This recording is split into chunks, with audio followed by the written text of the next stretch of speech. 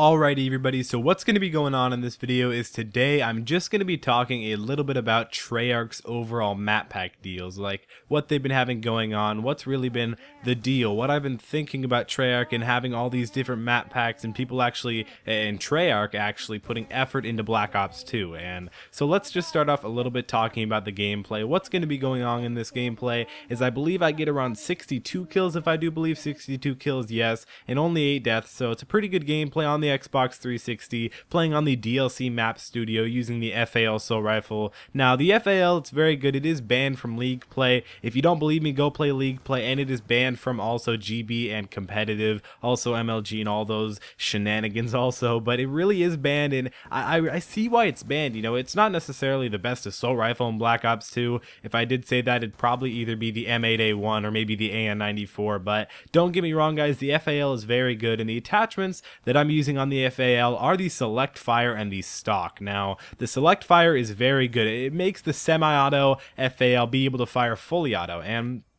the stock is also very good. I can't really live without stock on assault rifles, you know. I mean, I don't really ever use stocks on SMGs. I mean, occasionally I'll use stock on the PDW, but you can see in this gameplay I'm absolutely tearing it up with the stealth chopper, the lightning strike, and the orbital VSAT. This is a great setup if you guys don't want to try too hard and get dogs and VTOL warships and stuff like that. But don't worry, don't get me wrong guys, I love running big streaks. I love being able to get big streaks, but I do have to tell you guys that I do really enjoy Treyarch's map packs, because recently I've started to notice, I've started to think a little bit about DLC, how I think that Treyarch actually is a little bit better than Infinity Ward. You know, I know Woody's gamertag has said this before if you watch a lot of Woody's videos, but he does say that he used to think as Infinity Ward being the top Call of Duty creator, because if you guys don't know, there are two companies that create Call of Duty each year. They take a trade off each year, and it's Infinity Ward and Treyarch. And I used to think as Infinity Ward as,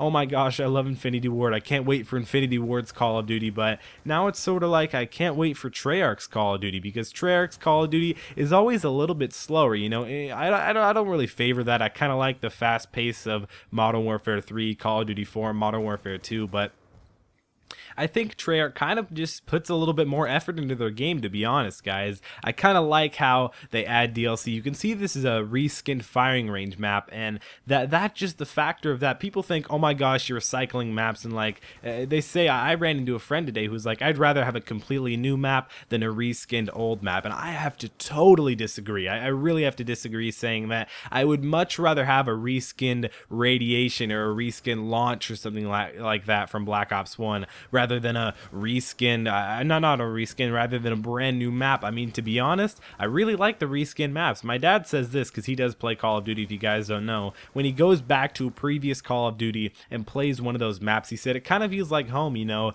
It kind of feels like you went on a 3 or 4 month trip and came back to your home, and it's like, it's like refreshing, you know. It's like you get to come home and you get to play, you just get to hang out.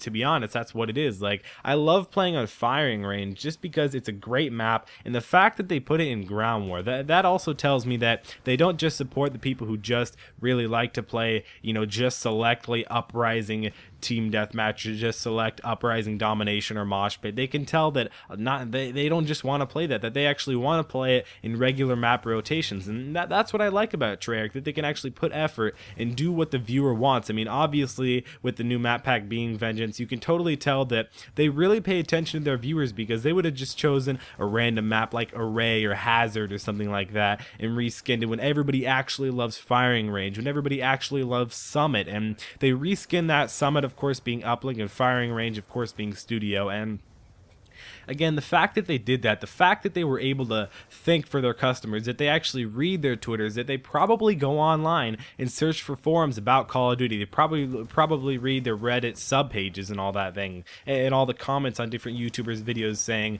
well, when people ask, well, what map do you want to see come back into Black Ops 2 and DLC, and people say, oh yeah, Summit, or oh yeah, I want Radiation or firing range. I mean, that's really where you can tell that Treyarch doesn't put in the effort. And previously, Modern Warfare 3, you know, they they gave effort, they came out with map packs, but the map packs, I really didn't want to play them. In fact, whenever I played them, I kind of just disabled them, you know, not to get with the people who didn't have map packs or anything. Don't get me wrong, that's an advantage, but you can see in Black Ops 2, I prefer to have the map packs on just because they're more fun. They're kind of like an original map that came with the game. Sometimes, like this map Studio, they can even be a little bit better than the ones that came with the game. So I do think Modern Warfare 3, you know, hopefully Call of Duty Ghosts will step up their game. Hopefully they'll be able to be like, yes, we need to put effort, do better than how Treyarch did. I always want each company to step it up, you know. I kind of like that. I think that's how they keep Call of Duty alive, because, you know, Treyarch has to compete with Infinity Ward, and then Infinity Ward has to come back and compete with Treyarch, because